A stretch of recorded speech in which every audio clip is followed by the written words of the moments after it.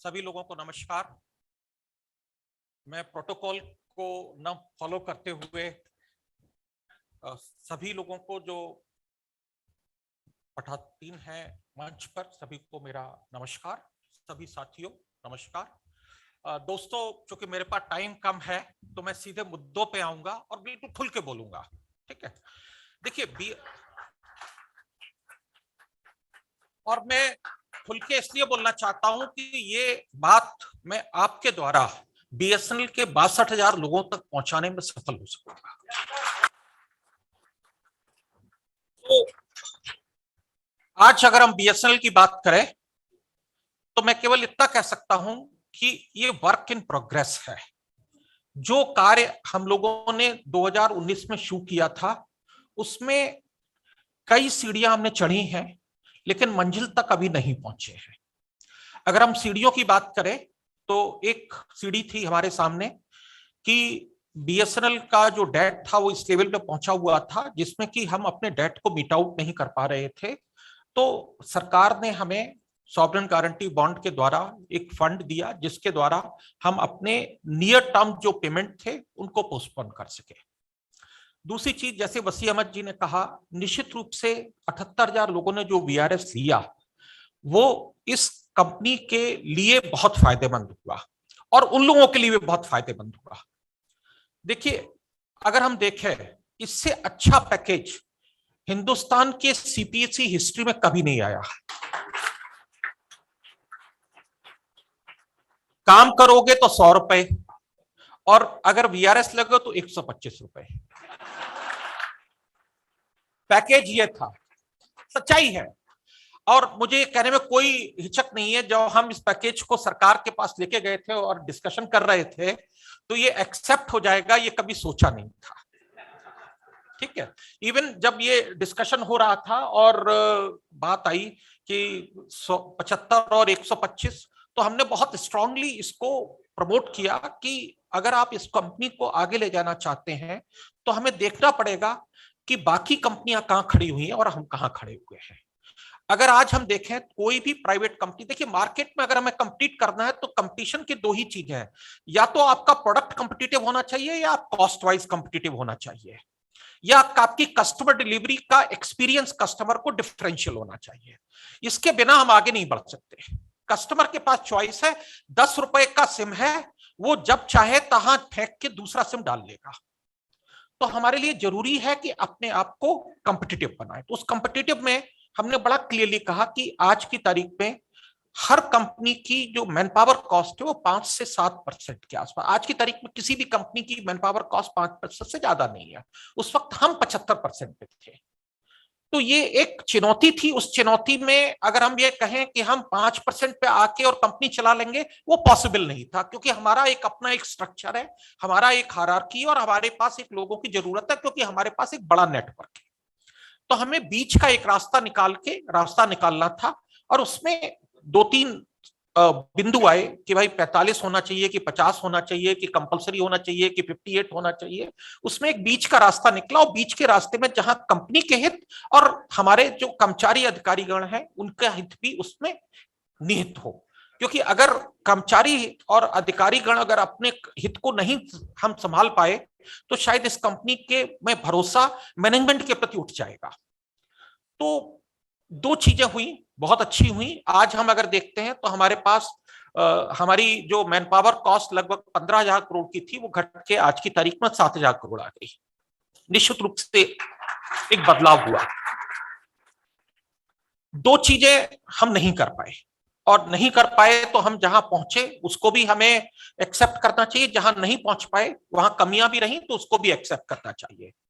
एक 4G में प्रयास बहुत किए गए और मुझे कहने में कोई हिचक नहीं है, as a management we have done whatever we can do at every level, even the highest level I can say it. There was a very frank discussion on this matter, but the government has taken a policy decision. Yes, we will like that आज की तारीख में देश निर्मित technology का उपयोग किया जाए। और उस वक्त हमने कहा कि अगर आप चाहते हैं कि देश निर्मित का आपने निर्णय ले लिया और हमें नहीं बढ़ दे रहे, तो कहीं ना कहीं हमें जो कॉस्ट आ रही है उस पर आप हमें सहयोग करिए। इस चीज पे एक ब्रॉडर कंसेंसस हुई टॉप लेवल पे, और जब मैं कह रहा हूं टॉप लेवल तो highest level of the country was involve in that discussion. और मुझे कहने में कोई हिचक नहीं है कि सरकार आज की तारीख में बीएसएनएल को बहुत सुदृढ़ देखना चाहती है, और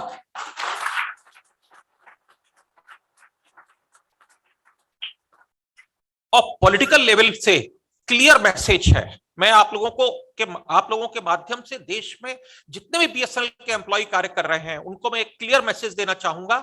सरकार की तरफ से क्लियर मैसेज है कि बीएसएनएल को सुदृढ़ किया जाएगा, न केवल इसको बचाया जाएगा बल्कि इसको कॉम्पिटिटिव नेटवर्क बनाया जाएगा।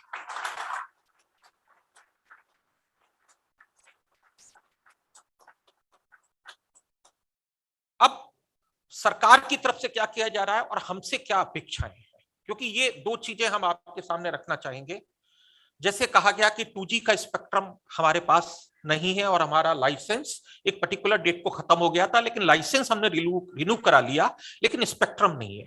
अगर हम स्पेक्ट्रम देखें, जितना स्पेक्ट्रम यूज कर रहे हैं वो लगभग 45,000 करोड़ के आसपास का है।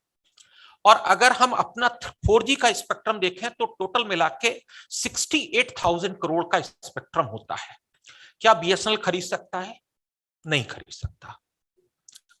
तो हमने इस चीज को सरकार के सामने रखा और सरकार ने इसको बड़ा पॉजिटिवली लिया है, और एक चीजें चल रही हैं जिसमें कि बीएसएनएल को 2G का रिटेंशन प्लस 4G का retention of spectrum without any cost is going to be done.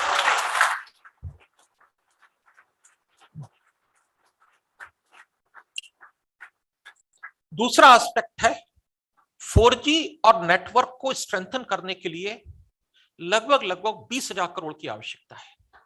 हम नहीं ले सकते।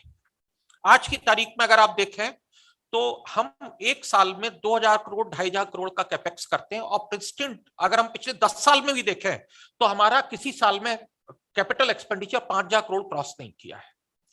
लेकिन भारती को अगर हम देखें तो पिछले 4 साल के अंदर उन्होंने 1 लाख करोड़ का इन्वेस्टमेंट किया है। जियो ने देखे तो 1.5 लाख करोड़ का इन्वेस्टमेंट किया है। तो जैसा मैंने कहा कि कंपटीशन में अगर रहना है तो प्रोडक्ट कंपटीटिव होना चाहिए। अगर दुकान आपकी अच्छी नहीं है और आपकी दुकान में सामान अच्छा नहीं है तो खरीदार नहीं आएंगे। तो पहली जरूरत जो मैनेजमेंट की आवश्यकता है वो हमारी ये है कि हम नेटवर्क में प्रोडक्ट को कंपटीटिव बनाने के लिए इन्वेस्टमेंट करें। सरकार की तरह से इस पे बड़ा सहयोगी शब्द है, और मैं समझता हूं कि बहुत जल्दी इस पे एक फॉरवर्ड लुकिंग स्टेटमेंट आएगा, और जो बजट अभी प्रस्तुत किया गया, अभी कैबिनेट का कोई निर्णय नहीं है, उसके बावजूद भी लगभग 45,000 करोड़ का प्रोविजन बजट में बीएसएनएल के लिए किया गया है।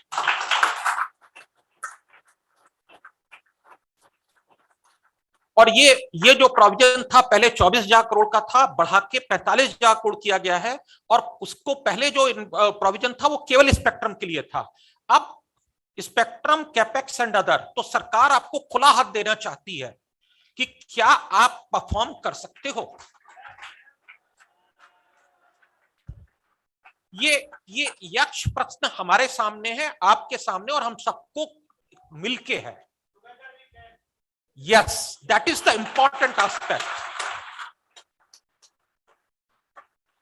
तो मेरा आप लोगों से जो सवाल है और जवाब भी हम सबको मिलके ही ढूंढना है। ये नहीं है कि मैनेजमेंट और बाकी लोग अलग हैं, एक ही हम भी इसी प्रथा से गुजरे हैं। यहीं पे डीजीएम थे, एजीएम थे, उसके बाद होते होते यहां पहुंचे हैं। शायद लकी थे जीवन में, इसलिए इस पद पे हैं। शायद लकी नहीं होते तो साइड में बैठे होते। देखिए, जीवन का सच यही है, कोई व्यक्ति कोई पहुंच जाता है तो वो अपने आप को 30 मार्क का माने, तो ऐसा कुछ नहीं होता है। ये जीवन का सच, ठीक है।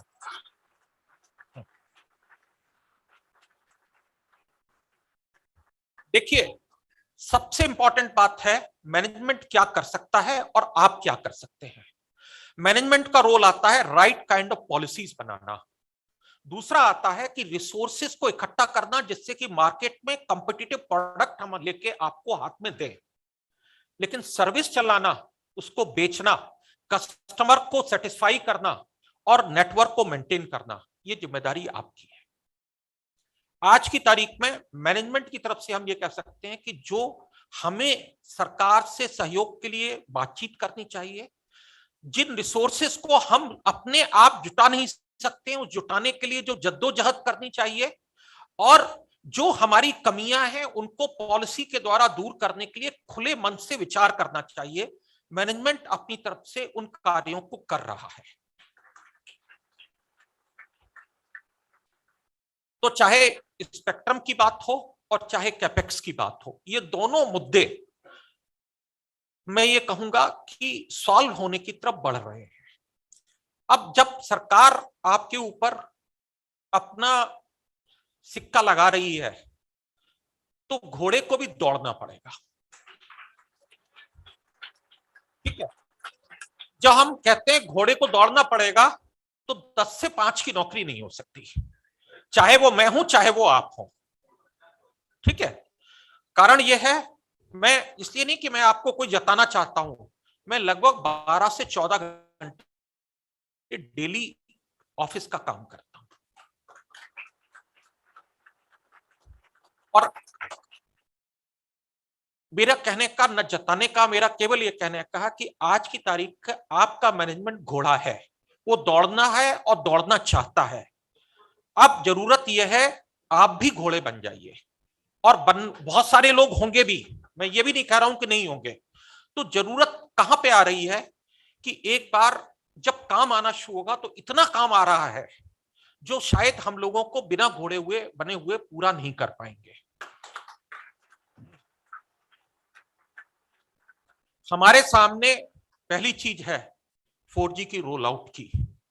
4G में आज की तारीख में हम ये कह सकते हैं कि हम लगभग टेस्टिंग के अंतिम सोपान पर पहुंच गए हैं। जो एक छोटा ऑर्डर प्लेस करने के लिए हम लोग बोर्ड में शायद मार्च के महीने में ही चले जाएंगे, जिससे कि एक छोटा ऑर्डर देके मई और जून के महीने से सप्लाई शुरू हो जाए और नेटवर्क का ग्राउंड लेवल पर टेस्टिंग और उसकी जो एक्सपीरियंस है वो हो सके, और उसके बाद एक कॉमर्शियल डिस्कशन करके इसको आगे बढ़ाया जाए। सरकार की अपेक्षाएं हमसे बड़ी क्लियर है। प्रधानमंत्री जो चाहते हैं वो 15 अगस्त चाहते हैं, बहुत क्लियर।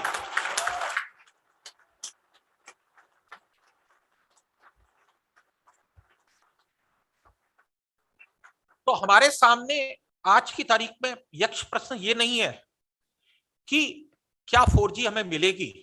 अब सवाल यह है हम कितनी जल्दी इसको एग्जीक्यूट कर सकते हैं, और एग्जीक्यूशन में बहुत सारी चीजें हैं। हमने बहुत सारी गलतियां भी की हैं पहले नेटवर्क में। नेटवर्क लगाते टाइम हमने ये नहीं देखा कि हमें रेवेन्यू कहां से आएगा है। हमने कई बार ये देखा जहां लोगों ने प्रेशर दिया या जहां पे हमने थोड़ा सा अपने आप को कंफर्टेबल पाया, इक्विपमेंट वहां लगा दिया। तो बहुत इंपॉर्टेंट है आज से ही आप लोग नेटवर्क की प्लानिंग के में जुट जाइए, और नेटवर्क प्लानिंग करते हुए हमारा केवल एक ही गोल होना चाहिए कि हम अपने रेवेन्यू को कैसे बढ़ा सकते हैं और अपने कस्टमर को कैसे सुविधा दे सकते हैं। पहला गोल मैं आपको ये दे रहा हूं। दूसरा गोल ये है कि नेटवर्क जब आप 4G लगाएंगे तो डिमांड ऑफ डाटा जबरदस्त तरीके से बढ़ने वाली है। आज की तारीख में हम जब ऑप्टिकल फाइबर के मेंटेनेंस की बात करते हैं, ऑप्टिकल फाइबर सिस्टम्स की बात करते हैं, तो एक बहुत छोटा परसेंटेज ऑफ आवर एग्जीक्यूटिव्स है जो उस चीज में डायरेक्टली बहुत कैपेबल है। इसका मतलब है हमें कॉपर नेटवर्क से हटना है और ऑप्टिकल फाइबर नेटवर्क में जाना है, ट्रांसमिशन नेटवर्क में जाना है, नई टेक्नोलॉजीज में जाना है। आप सब लोग बहुत यंग हैं, इसका मतलब आप सब लोगों को अपना स्पेशलाइजेशन चूज करके उसको अपनी स्किल को अपग्रेड करना पड़ेगा। मैनेजमेंट से आप क्या चाहते हैं, जैसे मैं अभी थोड़ी देर पहले बात कर रहा था, management is ready to invest in resources upgradation. मुझे ट्रेनिंग में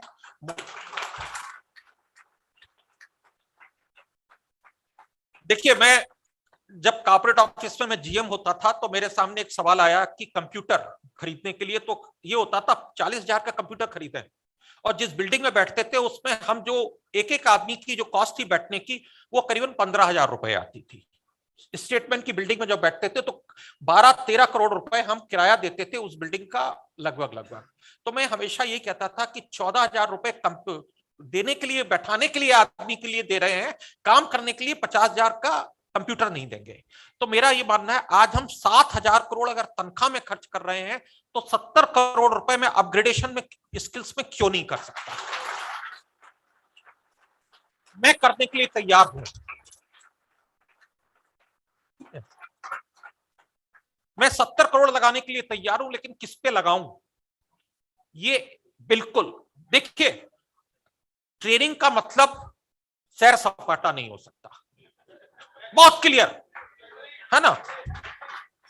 तो जरूरी यह है कि हमें फोकस बनाना है, क्योंकि जेब में पैसे हैं अठन्नी और निकालना है रुपया। तो अठन्नी लगा के रुपया तभी निकलेगा जब हम उसमें दुगनी मेहनत करेंगे। तो जरूरत स्किल अपग्रेड की है जो हम आप लोगों से चाहते हैं, है ना। दूसरा, एक हमें अपने व्यवहार में बहुत बदलाव लाना पड़ेगा। व्यवहार में बदलाव की जब मैं बात करता हूं, कस्टमर आज की तारीख में हमें कंपेयर करता है प्राइवेट सेक्टर के साथ, जहां पे काम वो न कर पाए लेकिन बातचीत अच्छे से है, पहली चीज। दूसरी चीज यह है कि अगर फोन बजता है तो उठना चाहिए। 80% लोगों का फोन नहीं उठता। मैं आज भी सीएमडी होते हुए 95% कॉल रिस्पॉन्ड करता हूं, and there is hardly anybody's call which I have not respond. और कोई भी मैसेज अगर किसी ने भी डाला होगा मुझे, मैं आज भी इस चीज को मानता हूं 90% मेरी तरफ से आपको जवाब आया होगा, चाहे रात को 9 बजे आए, चाहे रात को 11 बजे आए। किसी ने अगर न्यू ईयर की विश भी भेजी है तो मैं नहीं समझता हूं कोई व्यक्ति ये कह सकता मैंने उसको रिस्पॉन्ड नहीं किया। तो अगर मैं रिस्पॉन्ड कर सकता हूं तो आप लोग भी रिस्पॉन्ड कर सकते हैं। तो ये एक बहुत कस्टमर सर्विस। तो हमारे सामने एक 4G, एक मेरा ट्रांसमिशन नेटवर्क। हम क्या कर रहे हैं as a management, 24,000 kilometre optical fibre खरीदने के लिए मैंने टेंडर फ्लोट करा दिया है।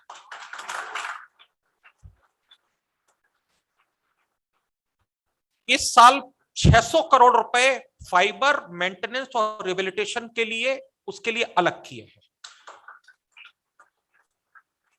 जितनी केबल है आज की तारीख में 6,80,000 एक्टिव किलोमीटर केबल है, 1% मेंटेनेंस के लिए, 1% रिहेबिलिटेशन के लिए। तो 13,000 किलोमीटर सिस्टम को अच्छा रखने के लिए और 10,000 किलोमीटर सिस्टम को एक्सपेंड करने के लिए। लेकिन ऑप्टिकल फाइबर से केबल काम नहीं चलेगा, नेटवर्क सिस्टम चाहिए। ओटीएन की कैपेसिटी को ऑलमोस्ट 40% बढ़ाने के लिए 75 करोड़ का एक ऑर्डर एलियन वेब का 100G का प्लेस करवा दिया गया है। सी पेन पे हम काम कर रहे हैं, जिससे एग्रीगेशन का और इसका, तो उसमें दोनों चीजें जो हम देख रहे हैं, जो ये इक्विपमेंट तेजस का और जो टीसीएस के साथ चल रहा है, उसमें हम जो ला रहे हैं वो ये है कि 10G और 1G और STM 1 और 3 पोर्ट E1 के हर बीटीएस पे आपके कन्वर्ट कर दें, जिससे कि हर बीटीएस आपका पॉइंट ऑफ पॉप हो जाए for delivery of optical fibre. जहां आज 20,000 एक्सचेंजेस से आप लेके जाते हो, आप 1 लाख पॉप से अपने फाइबर नेटवर्क को स्प्रेड आउट कर सकते हो। एंड फॉर दैट जो कस्टमाइजेशन ऑफ बीटीएस है, we have a huge discussion with them कि हम किस तरह इसको लेके आए जिससे हमारी ऑप्टिकल फाइबर की सर्विसेज को घर घर तक पहुंचा सके, क्योंकि अब कॉपर का जमाना नहीं है, फाइबर का जमाना है। तो ये हमने काम किया है।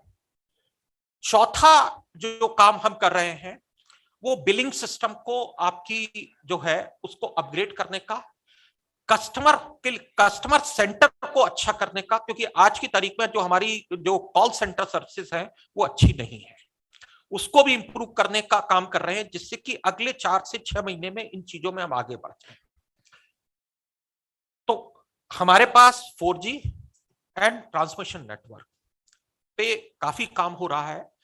पॉलिसीज में अगर हम देखें तो काफी इनोवेशन कोशिश की है हम लोगों ने, चाहे वो एफटीटीएच की ग्रोथ के लिए काम करना हो, एफटीटीएच की ग्रोथ के लिए जो आज कंस्ट्रेनिंग फैक्टर आ रहा है बीएनजी के लिए, 236 बीएनजी के लिए टेंडर ऑलरेडी इनवाइट कर लिया गया है, लगभग 200 करोड़ का इन्वेस्टमेंट बीएनजी में, जिससे कि एफटीटीएच की ग्रोथ को सपोर्ट कर सके। मैनेजमेंट आज की तारीख में हम ये मान के चलते हैं क्योंकि हमारे पास पैसे का कंस्ट्रेंट कैपेक्स के लिए अगले 2 साल नहीं होने वाला है। इसलिए नहीं कि हमने कमाया है, सरकार हमारे कंधे पे नहीं, हमारे सिर पे हाथ रख के ये बड़ा क्लियरली, कितनी तुम दौड़ सकते हो, क्या कर सकते हो, करके दिखा लो।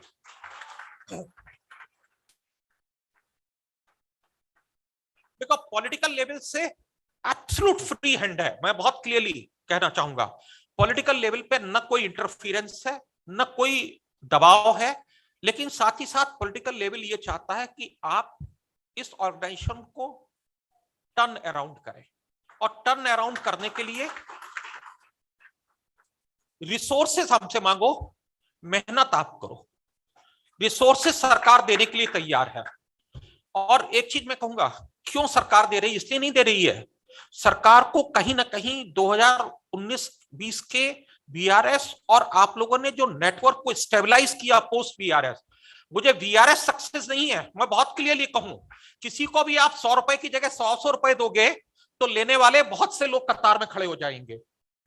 जो रियल सक्सेस है आप लोगों की वो ये है कि एक दिन में जहां 1,60,000 लोग ऑर्गेनाइजेशन में थे, अगले दिन 70,000 लोग ऑर्गेनाइजेशन में रह गए। आप लोगों ने एक दिन भी सर्विस को बंद नहीं होने दिया।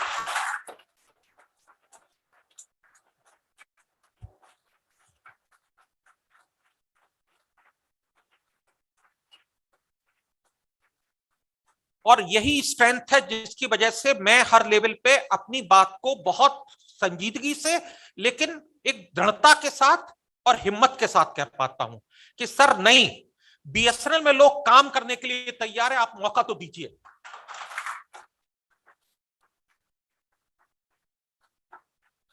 अब मौके के लिए आज की तारीख में सरकार ने बिल्कुल एक नीतिगत निर्णय ले लिया है कि BBNL is going to be merge in BSNL.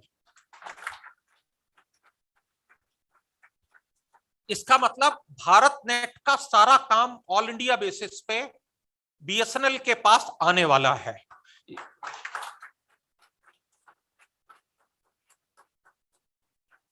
और ये शायद बदलाव जो मैं देख रहा हूं, वो बदलाव किसी व्यक्ति के द्वारा नहीं है। देखिए, व्यक्ति कोई भी उस सीट पे बैठ सकता है और जो अपने आप को ग्लोरीफाई कर ले।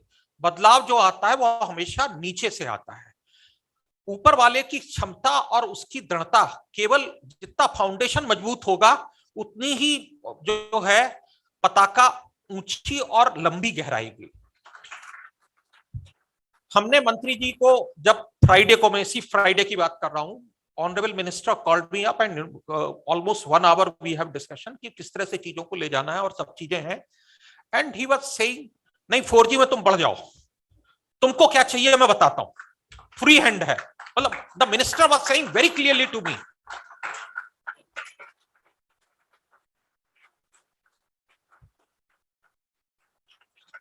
उसके बाद मुझसे उन्होंने कहा कि बीबीएनएल कब से लोगे? मैंने कहा सर 1 जुलाई के बाद लूंगा। बोले नहीं, 31 मार्च के पहले लेना है। तो मैंने कहा मैं नहीं कर पाऊंगा, मतलब टू बी वेरी फ्रैंक, मैंने ही टोल्ड वेरी क्लियरली, मैं तुमसे पूछूंगा नहीं, तुम ले लो। ये जो उनका कॉन्फिडेंस जो जनरेट हो रहा था वो मुझसे नहीं हो रहा है, वो आप लोगों की क्षमता और आप लोगों का जो कमिटमेंट है।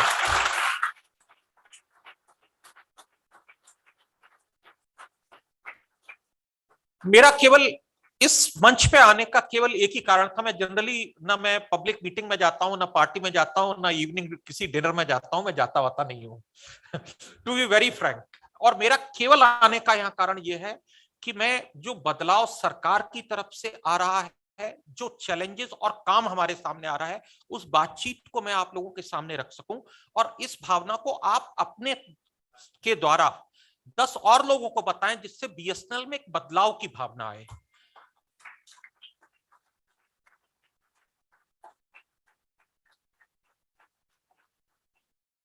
देखिए, क्या हम बीएसएनएल को बदल सकते हैं?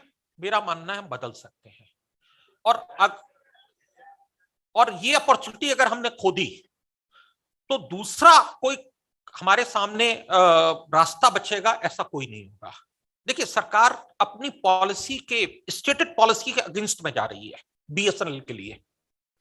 बीएसएनएल के लिए सरकार की पॉलिसी अगर आप देखें, सीपीएससी के लिए सरकार की पॉलिसी क्या है? सरकार की पॉलिसी है आइदर परफॉर्म और पेरिश, या तो जियो और नहीं तो प्राइवेटाइज करो। देखिए, कोई हम सरकार की पॉलिसी हम बंधे हुए हैं, जो सरकार कहेगी हम हमारे ओनर है तो हमको उसको फॉलो करना है। लेकिन बीएसएनएल के लिए सरकार अपनी स्टेटेड पॉलिसी से बदल के बीएसएनएल को एक चांस देना चाहती है कि बीएसएनएल एक स्ट्रेटेजिक एसेट बने। टेलीकॉम इंपॉर्टेंट प्लेस है और हमारे लिए जिम्मेदारी यह है कि हम अपने आप को इसमें प्रूव करें। अगर हमको प्रूव करना है तो हमें कई मंत्र लेने पड़ेंगे। पहला मंत्र यह है, आज की तारीख में हम कागज पे फिगर पे कहें हमारा मार्केट शेयर 10% है, नहीं जनाब, हमारा मार्केट केवल 6% है। तो 6% से कोई टेलीकॉम कंपनी जीवित रह सकती है और नहीं जीवित रह सकती। ये सच्चाइयां हमें जाननी होंगी। हम कटुता के साथ भले ही इसको देखें, लेकिन अगर हम सच को अपने सामने नहीं देखेंगे तो हमें वो क्षमता और उसकी जुझारूपन और हमें किस लेवल तक पहुंचना है पता नहीं होगा। तो पहला हमारे लिए गोल ये होगा कि अगले 4 साल के अंदर हम अपना रेवेन्यू मार्केट शेयर 2% हर साल बढ़ाना शुरू करें, क्योंकि 2022 में अगर मेरा 4G आना शुरू होता है, मेरी फाइबर एसेट्स मजबूत होनी शुरू होती हैं, तो 6 से 8, 8 से 10, 10 से 12 और 12 से 14, 15% से कम मार्केट शेयर के साथ कोई टेलको जीवित नहीं रह सकती। अब चॉइस ये है कि जीवित रहना है तो 15% और ग्रो करना है तो 25%। लॉन्ग टर्म गोल कि अगर घोड़े की नाक को आंख कहां होनी चाहिए, तो हमारी जीवित रहने के लिए 15% और अच्छे होने के लिए, अपने आप को खुशहाली में देखने के लिए 25%। ये हमारे गोल होने चाहिए। अगर हम 10% अगर 3 साल में अपना रेवेन्यू मार्केट शेयर ले जाए, तो मैं आपको यह कह सकता हूं दावे के साथ, सरकार अपनी पॉलिसीज को विंडिकेटेड पाएगी और आपके ऊपर जो आज कंधे पे हाथ है, वो दोनों हाथ आपके ऊपर होंगे, क्योंकि आप उनके अच्छे घोड़े होंगे।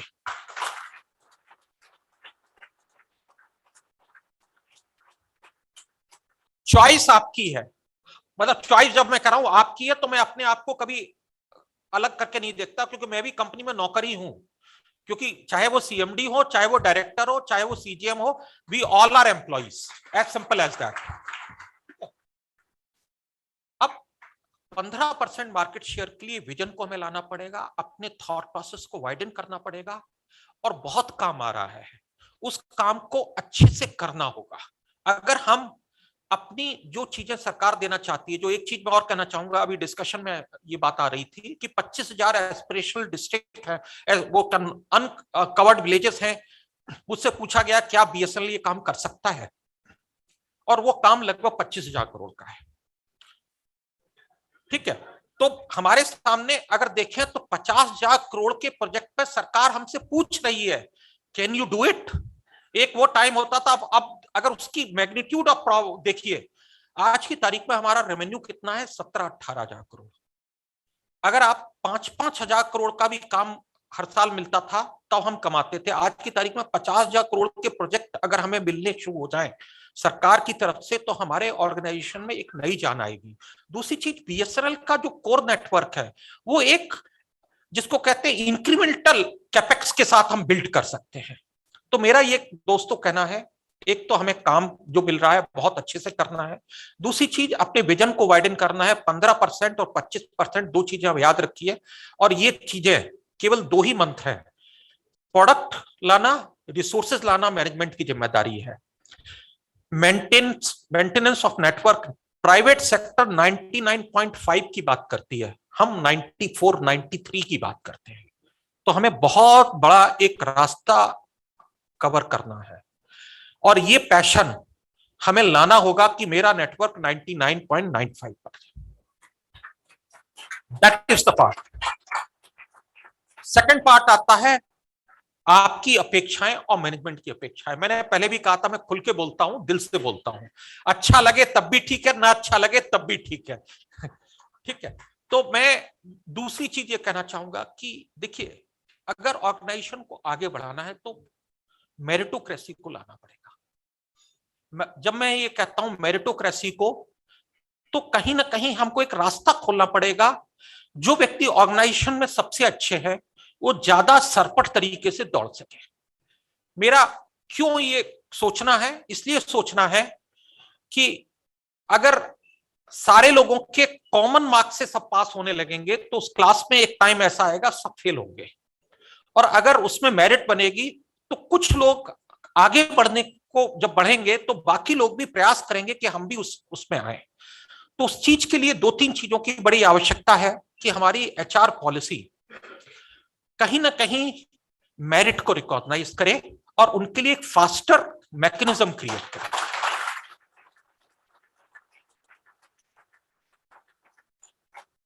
जब मेरिट की बात करते हैं और फास्टर मैकेनिज्म की क्रिएट करते हैं तो वो सोशलिस्ट नहीं हो सकता, वो कैपिटलिस्ट ही होगा। इसका मतलब ये है कि भाई अपने आप को अपग्रेड करो, कैपेबल बनो और घोड़े पर चढ़ाई करो, पहला पार्ट।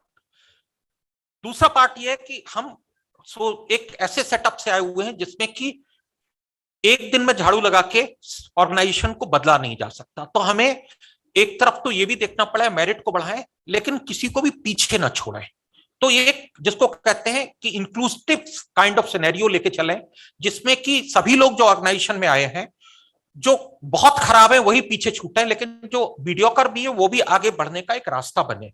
तो हमें एक बकेट लिमिटेड कॉम्पिटिटिव एग्जामिनेशन की होनी चाहिए, एक बकेट हमारी सीनियरिटी कम फिटनेस की भी होनी चाहिए, और जो लोग विजिलेंस और उसमें फंसे हुए हैं उन लोगों को हमें एक राइट काइंड ऑफ मैसेज देना चाहिए कि you are not required in the organisation. देखिए,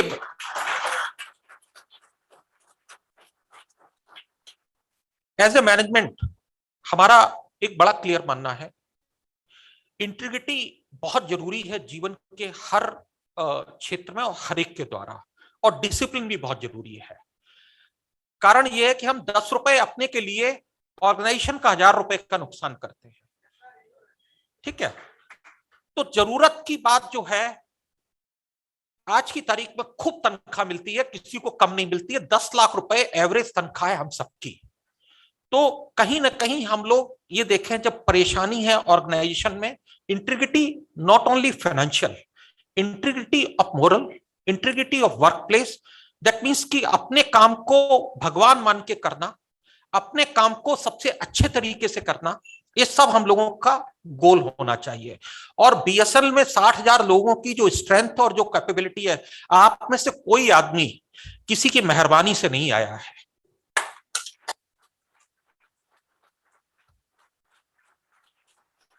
ठीक है।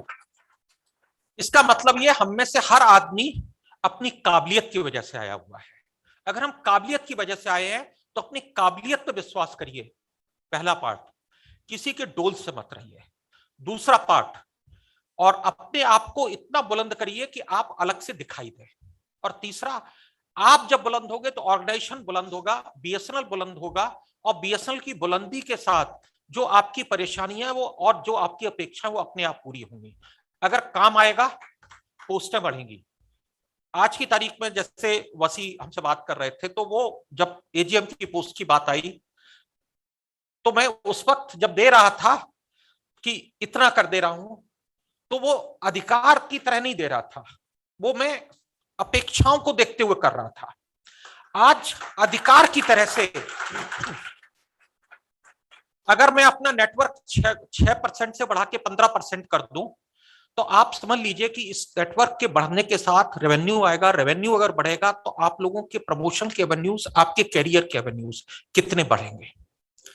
तो पाई को बढ़ाओ, अपना क्षेत्रफल बढ़ाओ, तो वो क्षेत्रफल में सबको पैर पसार के और उसी चीजों को रसास्वादन के साथ आनंद लेने का मौका मिलेगा। अगर ऑर्गेनाइजेशन गरीब होगा तो गरीबी बांटेगा, ऑर्गेनाइजेशन अगर अमीर होगा तो अमीरी बांटेगा। मेरे हाथ में कुछ नहीं है।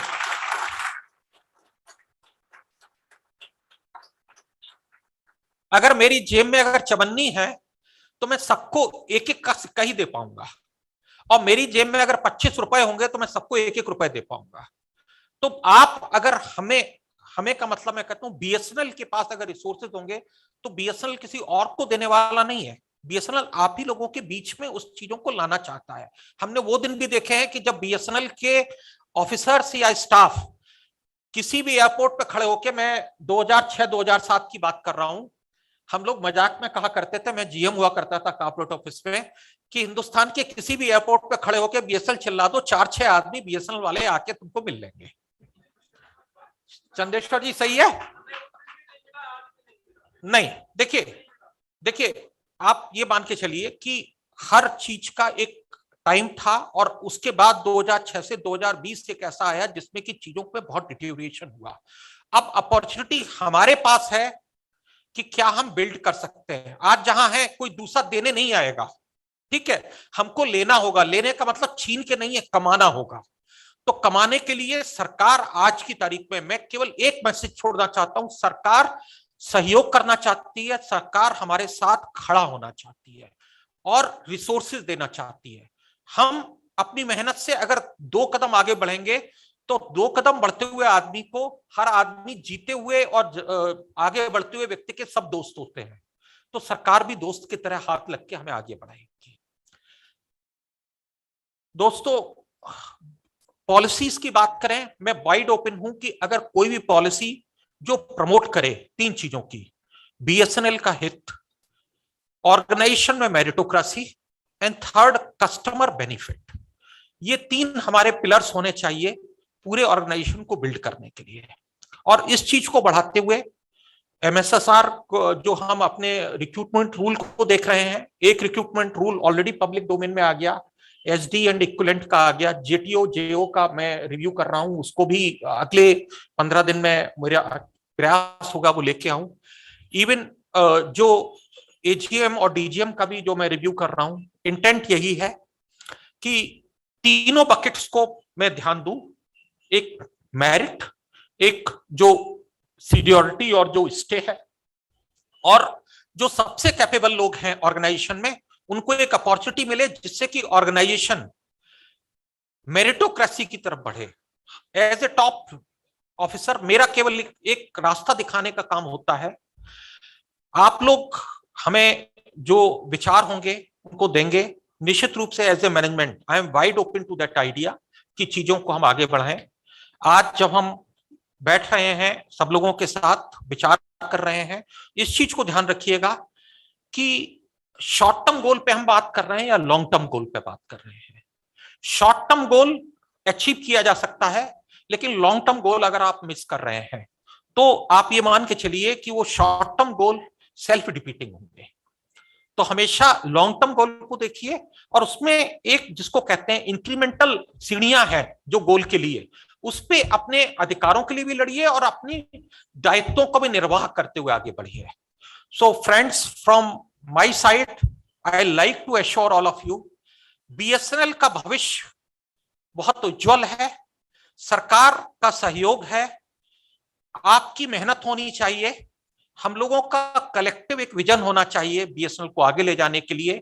अगर हम मिलके काम करेंगे तो निश्चित रूप से बीएसएनएल को प्रिंस्टन ग्लोरी की जो हम बात कर रहे हैं उसमें वापस ले पाने में सफल हो सकेंगे।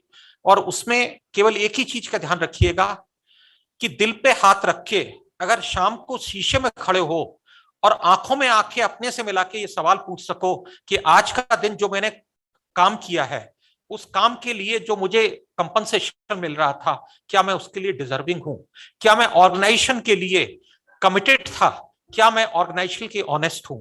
अगर उस सवाल का जवाब आपको अपने द्वारा हमें आए आपके दिल में तो वो दिन अच्छा है। अगर वो सवाल आपके सामने पूछने के बाद जवाब में आपको नजरें झुक जाएं तो समझ लीजिए कि वो दिन बीएसएनएल के लिए और आपके लिए अच्छा नहीं है। अगले दिन में नई उत्साह के साथ लगिए और बीएसएनएल को आगे बढ़ाइए। Thank you.